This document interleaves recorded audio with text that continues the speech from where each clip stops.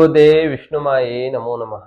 ನಾನು ನಿಮ್ಮ ಬ್ರಹ್ಮಶ್ರೀ ಸಾಯಿ ಕೃಷ್ಣನ್ ಗುರುಜಿ ಮಾಡುವ ನಮಸ್ಕಾರಗಳು. ನೋಡಿ ವೀಕ್ಷಕರೇ, ಪ್ರಬಲವಾಗಿರತಕ್ಕಂಥ ಈ ಸಂಚಿಕೆ ಯಾಕಂತ ಹೇಳಿದ್ರೆ ಬಹಳ ವಿಶಿಷ್ಟವಾಗಿರತಕ್ಕಂಥ ಸಂಚಿಕೆಯನ್ನ ತಂದಿದ್ದೇವೆ. ಯಾಕಂದ್ರೆ ನೋಡಿ, ನಾವು ನಕ್ಷತ್ರದಲ್ಲಿ ಜನಿಸಿದಂತಹ ವಿಶೇಷವಾದ ಸ್ವಭಾವ, ಗುಣ, ಲಕ್ಷಣಗಳನ್ನು ನಾವು ನೋಡ್ತಾ ಇದ್ದೀವಿ. ಯಾಕಂದ್ರೆ ಸ್ವಾತಿ ನಕ್ಷತ್ರದಲ್ಲಿ ಜನಿಸಿದವರು, ಯಾಕಂದ್ರೆ ಸ್ವಾತಿ ನಕ್ಷತ್ರದವ್ರು ಯಾರ್ಯಾರಿದ್ದಾರೆ ಈ ಸಂಚಿಕೆಯನ್ನು ಬಹಳ ಪರ್ಟಿಕ್ಯುಲರ್ ಆಗಿ ನೋಡ್ಲೇಬೇಕಾಗತ್ತೆ. ಯಾಕಂದ್ರೆ ಅವರ ಇರ್ತಕ್ಕಂಥ ಗಾಂಭೀರ್ಯತೆ, ಅವರ ಇರ್ತಕ್ಕಂಥ ಶಕ್ತಿ, ಅವರಲ್ಲಿರ್ತಕ್ಕಂಥ ಬುದ್ಧಿವಂತಿಕೆ, ಅವರಲ್ಲಿರ್ತಕ್ಕಂತಹ ಹಣದ ಪರಿಣಾಮದ ವ್ಯವಸ್ಥೆ, ಹೇಗೆಲ್ಲವೂ ಅವರಿಗೆ ಇರ್ತಕ್ಕಂತಹ ಒಂದು ಬೆಳವಣಿಗೆ ಅಂತಕ್ಕಂಥದ್ದು ಈ ಸಂಚಿಕೆಯಲ್ಲಿ ನಾನು ತಿಳಿಸ್ಕೊಡ್ತಾ ಇದ್ದೀನಿ. ಯಾಕಂದ್ರೆ ಸ್ವಾತಿ ನಾಮ ನಕ್ಷತ್ರದವರು ಅಂತ ಹೇಳಿದ್ರೆ ಅಪಾರ ಸಾಧನೆಗೈಯುವರು, ಬಹಳ ಪ್ರಬಲವಾದ ವ್ಯಕ್ತಿಗಳು. ಯಾಕಂದ್ರೆ ಈ ನಕ್ಷತ್ರದವರು ಬಹಳಷ್ಟು ಅದೃಷ್ಟದವರು ಅಂತಾನೆ ನಾವು ಕರಿಬಹುದು. ಯಾಕಂದ್ರೆ ಅಷ್ಟು ಸೃಜನಶೀಲವಾಗಿರ್ತಕ್ಕಂತಹ ವ್ಯಕ್ತಿತ್ವ ಹೊಂದಿರತಕ್ಕಂಥದ್ದಾಗಿರ್ತಾರೆ. ಬಹಳ ಹೆಣ್ಣು ಮಕ್ಕಳು ಅಂತರೂ ಬಹಳ ಅದೃಷ್ಟದವರಾಗಿರ್ತಾರೆ. ಹಾಗೆ ಅವ್ರಿಗೆ ಇರ್ತಕ್ಕಂತಹ ಯೋಗಗಳಂತಕ್ಕಂಥದ್ದು ಬಹಳ ಅದೃಷ್ಟತನನೇ ತರತಕ್ಕಂಥದ್ದಾಗಿರುತ್ತೆ. ದಯಮಾಡಿ ಈ ಸಂಚಿಕೆಯನ್ನು ಸ್ವಾತಿ ನಕ್ಷತ್ರದವರು ಪರ್ಟಿಕ್ಯುಲರ್ ಆಗಿ ನೋಡ್ಲೇಬೇಕು. ಯಾಕಂದ್ರೆ ಅಷ್ಟು ಭಯಂಕರವಾಗಿರ್ತಕ್ಕಂತಹ ಸ್ವರೂಪಿಗಳಂತಾನೆ ಕೇಳಬಹುದು. ಮತ್ತೆ ಅವರು ಇಡುವಂತ ಹೆಜ್ಜೆಗಳು ಗಗನದ ಆಕಾಶದ ಹೆಚ್ಚಿನ ಸ್ಥಾನ ಗಳಿಸ್ತಕ್ಕಂಥದ್ದು ವ್ಯಕ್ತಿಗಳಾಗಿರ್ತಕ್ಕಂಥದ್ದು ಈ ಸ್ವಾತಿ ನಕ್ಷತ್ರದವರಾಗಿರ್ತಾರೆ. ಯಾಕಂದ್ರೆ ಈ ಗುಣಲಕ್ಷಣಗಳನ್ನು ನಾನು ತಿಳಿಸ್ತಾ ಇದ್ದೀನಿ ನೋಡಿ. ಸ್ವಾತಿ ನಕ್ಷತ್ರದವರು ಜನಿಸಿದವರು ಗುಣಲಕ್ಷಣಗಳೇನಂತ ಹೇಳಿದ್ರೆ, ಇದು ವಿಶೇಷವಾಗಿ ಸ್ವಾತಿ ನಕ್ಷತ್ರವು ಅಂತ್ಯನಾಡಿ, ಪ್ರಾಣಿ ಒಂದು ಕೋಣ ಬರುತ್ತದೆ ಮತ್ತು ದೇವಗಣ. ನೋಡಿ, ಈ ನಕ್ಷತ್ರದಲ್ಲಿ ಯಾರು ಜನಿಸಿದ್ದಾರೆ ಗೊತ್ತುಂಟಾ? ಪ್ರಬಲವಾಗಿರ್ತಕ್ಕಂತಹ ಡಾಕ್ಟರ್ ರಾಜ್ಕುಮಾರ್ ಅವರು ಜನಿಸಿದಂತ ನಕ್ಷತ್ರ ಇದು. ಯಾಕಂತ ಹೇಳಿದ್ರೆ ಅವರ ಗಾಂಭೀರ್ಯ, ಅವರ ನಡೆ, ವಿನಯ ಎಲ್ಲವೂ ಕೂಡ ಬಹಳಷ್ಟು ಆಕಾಶದತ್ತಿಗೆ ಎತ್ತುಕೊಂಡಂತಹ ನಕ್ಷತ್ರವಾಗಿದೆ. ಯಾಕಂದ್ರೆ ಈ ನಕ್ಷತ್ರದವರಿಗೆ ಅಷ್ಟೇ ಸಾಧನೆ ಮಾಡತಕ್ಕಂತಹ ಸಾಮರ್ಥ್ಯದವರು ಹೊಂದಿದವರಾಗಿರ್ತಾರೆ. ಯಾಕಂದ್ರೆ ನಕ್ಷತ್ರ ಅಂತಕ್ಕಂಥದ್ದು ಅಷ್ಟು ಸುಲಭ ಅಲ್ಲ. ಸ್ವಾತಿ ನಾಮ ನಕ್ಷತ್ರ ಅಂದ್ರೆ ಬಹಳ ಪ್ರಬಲವಾಗಿರ್ತಕ್ಕಂಥ ನಕ್ಷತ್ರ. ಅದು ಹೆಣ್ಣು ಮಕ್ಕಳಿಗಾದ್ರೂ ಬಹಳ ಅದೃಷ್ಟ ತರ್ತಕ್ಕಂಥ ನಕ್ಷತ್ರವಾಗಿದೆ. ಯಾಕಂದ್ರೆ ಈ ಸ್ವಾತಿ ನಕ್ಷತ್ರದ ದೇವತೆ ಬಂದು ವಾಯುದೇವ. ಯಾಕಂದ್ರೆ ಇದು ನೀಲಿ ಆಕಾರದಲ್ಲಿ ಇರ್ತಕ್ಕಂಥದ್ದಾಗಿದೆ ಮತ್ತು ನೀಲಿ ಬಣ್ಣಕ್ಕೆ ಹೋಲ್ತಕ್ಕಂಥದ್ದಾಗಿದೆ.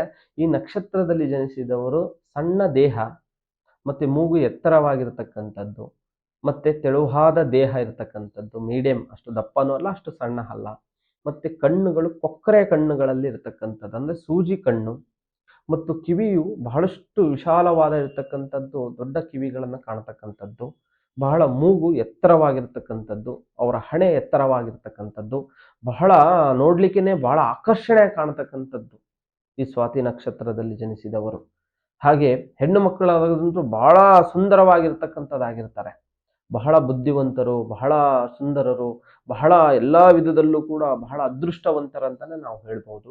ಹಾಗೆ ನೋಡಿ, ಈ ನಕ್ಷತ್ರದಲ್ಲೂ ಜನಿಸಿದವರಂತೂ ತುಂಬಾ ದೈವ ಭಕ್ತರು ಮತ್ತು ದೈವ ಆರಾಧಕರು.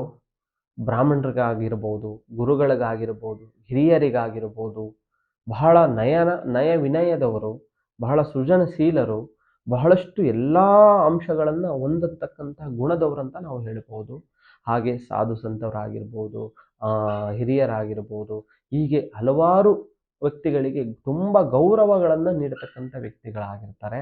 ಮತ್ತೆ ಇವರು ನೋಡಿ ತುಂಬಾ ವಿದ್ಯಾವಂತರು, ಹಾಗೆ ತುಂಬಾ ಸಾಹಸಿಮಯದವರು, ಏನು ಬೇಕಾದ್ರೂ ಕೂಡ ಸಾಧಿಸ್ತಕ್ಕಂಥ ವ್ಯಕ್ತಿಗಳು. ಯಾಕಂದ್ರೆ ಅಷ್ಟು ಅವರಲ್ಲಿ ಇರ್ತಕ್ಕಂಥ ಎನರ್ಜಿ, ಆ ನಕ್ಷತ್ರದವರಲ್ಲಿ ಇರ್ತಕ್ಕಂಥ ಶಕ್ತಿಶಾಲಿ ಅಂತ ನಾವು ಕರಿಬಹುದು.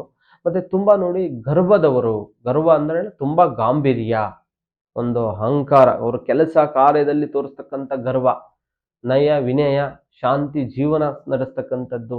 ಹಾಗೆ ಸುಳ್ಳು ಎಂದ್ರೇನೆ ಇವ್ರಿಗೆ ಆಗೋದಿಲ್ಲ, ಸಡನ್ನ ಕೋಪಗೊಳ್ತಕ್ಕಂಥ ವ್ಯಕ್ತಿದವರಾಗಿರ್ತಾರೆ.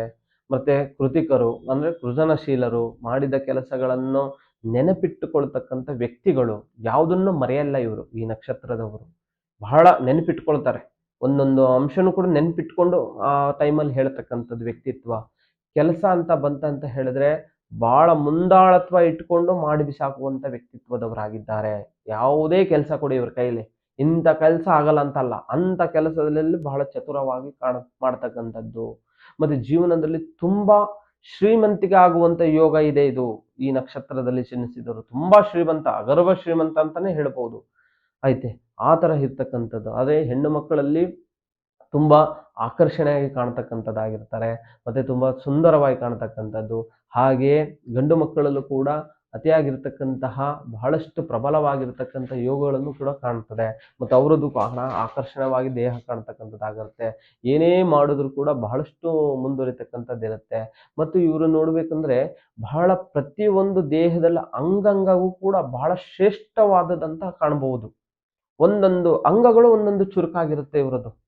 ಆ ತರ ಮನೋಭಿಲಾಷೆಗಳನ್ನ ಕಾಣ್ಬೋತಕ್ಕಂಥದ್ದಾಗುತ್ತೆ. ಮತ್ತೆ ತುಂಬಾ ಶಕ್ತಿಶಾಲಿಯಾಗಿರ್ತಾರೆ.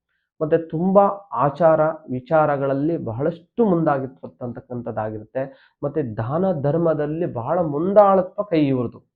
ಎಂಥದೇ ಇರ್ಲಿ, ಇವ್ರಿಗೆ ಎಂತ ಕಷ್ಟನೇ ಬರಲಿ, ದಾನ ಧರ್ಮ ಅಂತ ಬಂದ್ರೆ ಬಹಳ ಮುಂದತ್ವದಲ್ಲಿ ಮುಂದಾಗ್ತಿರ್ತಕ್ಕಂಥದ್ದಾಗಿರ್ತಾರೆ. ಹಾಗೆ ಇವ್ರು ಏನಾದ್ರೆ ನಿಷ್ಠಾವಂತರಾಗಿರ್ತಾರೆ. ತುಂಬಾ ಸೃಜನಶೀಲರಾಗಿರ್ತಾರೆ. ಮತ್ತೆ ಇವರು ಮಾಡುವಂತ ಕೆಲಸ ಕಾರ್ಯ ವ್ಯವಹಾರದಲ್ಲೆಲ್ಲ ಇಟ್ಕೊಂಡು ಬಹಳ ಆಸ್ತಿವಂತರಾಗ್ತಕ್ಕಂಥ ಯೋಗನು ಕೂಡ ಇರುತ್ತೆ. ಮತ್ತೆ ಬಹಳಷ್ಟು ಮತ್ತೆ ಇವ್ರದ್ದು ಸರಳ ಜೀವನ. ಇವ್ರಿಗೆ ಎಂಥದೇ ಇದ್ರೂ ಕೂಡ ಬಹಳ ಸರಳವಾಗಿ ಬದುಕ್ತಕ್ಕಂಥ ಮನೋಭಾವನೆ, ಮತ್ತೆ ಸ್ವತಂತ್ರವಾಗಿ ಬದುಕ್ತಕ್ಕಂಥ ಮನೋಭಾವನೆ. ಮತ್ತೆ ಇವ್ರದ್ದು ಯಾರ ಮಾತು ಕೇಳೋದಿಲ್ಲ. ಇವ್ರದೇ ಇರ್ತಕ್ಕಂತಹ ಒಂದು ಚಾಕುಚಕ್ಯತೆಯಲ್ಲಿ ನಡೀತಕ್ಕಂಥ ಗುಣ ಸ್ವಭಾವದವರಾಗಿರ್ತಾರೆ. ಮತ್ತೆ ಇವರು ಬದುಕು ಅಂತಕ್ಕಂಥದ್ದು ಯಾರು ಏನೇ ಹೇಳಿದ್ರು ಕೂಡ ಯಾರ ಮಾತಿಗೂ ಕೂಡ ಇವರು ಇದ್ ಮಾಡೋದಿಲ್ಲ. ಮತ್ತೆ ಬಹಳಷ್ಟು ಸ್ವಾಭಿಮಾನಿಗಳಾಗಿರ್ತಕ್ಕಂಥದ್ದು.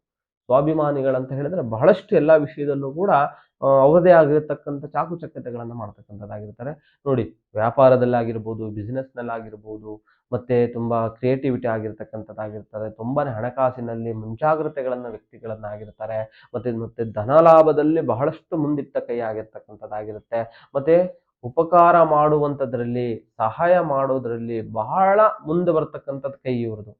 ಯಾಕಂದ್ರೆ ರಾಜ್‌ಕುಮಾರ್ ಅವರು ಕೂಡ ಹಾಗೆ ಅಲ್ವೇ? ಇವರು ಸೃಜನಶೀಲರಾಗಿ ಬಹಳ ಎತ್ತರ ಸ್ಥಾನಗಳನ್ನ ಗಳಿಸಿದವರು. ಮತ್ತೆ ಅವರ ನಕ್ಷತ್ರದಲ್ಲೇ ಅವರ ನಕ್ಷತ್ರ ಅಂತಾನೆ ಇರ್ತಾರಲ್ವಾ? ಆ ಕಾರಣದಿಂದ ಬಹಳ ಸೃಜನಶೀಲರಾಗಿರ್ತಾರೆ.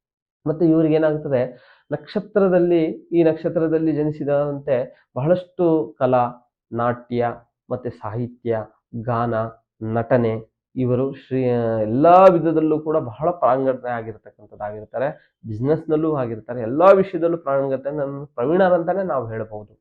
ಆ ಥರ ಎಲ್ಲ ಇರುತ್ತೆ. ಕೆಲವೊಂದು ಏನಾಗುತ್ತೆ, ಸ್ವಾತಿ ನಕ್ಷತ್ರ ಕೆಲವೊಂದು ದಶಾಭುಕ್ತಿಯಲ್ಲಿ, ಯಾಕಂದ್ರೆ ನೀಚವಾಗುವಂತಹ ಗ್ರಹಗಳಿಂದ ಮತ್ತೆ ಗ್ರಹ ಮೈತ್ರಿಗಳಿಂದ ಆಗುವಂತ ಸ್ವಲ್ಪ ತೊಂದರೆಗಳಿಂದ, ಸ್ವಲ್ಪ ದೃಷ್ಟಿ ದೋಷಗಳಾಗಿರ್ಬೋದು, ಮತ್ತೆ ಹಣಕಾಸಿನಲ್ಲಿ ತೊಂದರೆಗಳು ಕಾಣ್ತಕ್ಕಂಥದ್ದಾಗಿರ್ಬೋದು, ಹಾಗೆ ವ್ಯವಹಾರದಲ್ಲಿ ಆಗಿರ್ಬೋದು, ಪ್ರತಿಯೊಂದು ಭಾಗದಲ್ಲೂ ಅತಿಯಾಗಿ ಸ್ವಲ್ಪ ಕಾಡಾಟಗಳು ತೊಂದರೆಗಳನ್ನು ಕಾಣ್ತಕ್ಕಂಥದ್ದಿರುತ್ತೆ. ಅವರಿಗೆ ಸರಳ ಸುಲಭ ಪರಿಹಾರಗಳಂದ್ರೆ ಅವರ ಮನೆಯಲ್ಲೇ ಅವರು ಮಾಡ್ಕೊಳ್ಳೋದ್ರಿಂದ ಏನಂತ ಹೇಳಿದ್ರೆ, ವಿಶೇಷವಾಗಿ ಶ್ರೀಗಂಧವನ್ನು ತುಂಡನ್ನು ತೆಗೆದುಕೊಂಡು, ಅದು ಹೆಜ್ಜು ಜೇನು ಅಂತ ಹೇಳಿದ್ರೆ ನೀವು ಸ್ವಲ್ಪ ಬಹಳ ಪವರ್ಫುಲ್ ಆಗಿರತಕ್ಕಂಥ ಜೇನಲ್ಲ, ಹೆಜ್ಜು ಜೇನನ್ನ ತೆಗೆದುಕೊಂಡು ಅದನ್ನ ಅದರಲ್ಲಿ ಅದ್ದಿ ತೇದಬೇಕು. ತೇದಿದ ನಂತರ ಅದು ತಿಲಕ ಬರ್ತದೆ. ಪ್ರತಿದಿನ ನೀವು ಆ ತಿಲಕವನ್ನು ಧರಿಸ್ಕೊಳ್ಳೋದ್ರಿಂದ ಬಹಳಷ್ಟು ಶುಭಕರಕವಾಗುತ್ತೆ. ಯಾವ ದೃಷ್ಟಿ ದೋಷಗಳಲ್ಲೂ ನಿಮ್ಗೆ ತಂಟೋದಿಲ್ಲ. ನಿಮ್ಮ ವ್ಯವಹಾರಗಳು ಸರಳವಾಗಿ ಆಗ್ತಕ್ಕಂಥ ಕೆಲಸಗಳಾಗುತ್ತೆ. ಈ ತರ ಮಾಡ್ಕೊಂಡು ಬನ್ನಿ ವೀಕ್ಷಕರೇ. ಹಾಗೆ ನಿಮಗೆ ಏನಾದರೂ ಸಮಸ್ಯೆಗಳು, ಕಠಿಣ ನಿಗೂಢ ಗುಪ್ತಗಳ ಸಮಸ್ಯೆಗಳಿದ್ರೆ ನಮ್ಮ ಅಥರ್ವಣ ವೇದಕ್ಕೆ ಸಂಬಂಧಪಟ್ಟಂತಹ ಭಗವತಿ ಭದ್ರಕಾಳಿ ಅಮ್ಮನವರ ತಾಂತ್ರಿಕ ವಿಧಿವಿಧಾನದಿಂದ ಪರಿಹಾರ ಮಾರ್ಗವಿದೆ. ಚಿಂತಿಸಬೇಡಿ. ನಮಸ್ಕಾರ.